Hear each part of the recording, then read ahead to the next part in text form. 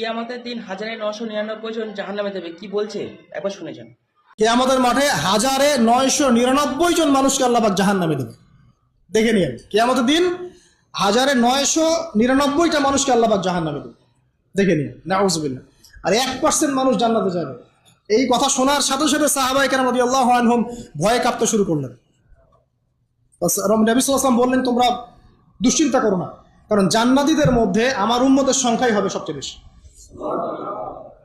কিভাবে যাবে? ওই যে ব্যক্তি তার আমল নামায় কোনো শিরক নাই, আল্লাহ পাক তাকে মাফ করে দিবেন ইনশাআল্লাহ।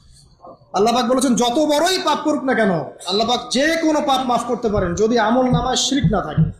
কিন্তু এখনকার বিশ্বের প্রতিটা সেক্টরে শিরক আছে, আপনি ভালো করে চোখ দিয়ে দেখেন।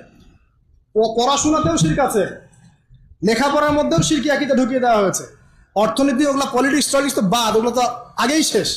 এখন পড়াশোনার মধ্যেও শিরক ঢুকিয়ে দেওয়া হয়েছে, ধর্মের মধ্যেও শিরক ঢুকিয়ে দেওয়া হয়েছে। শিরক থেকে বাঁচা খুবই ডিফিকাল্ট।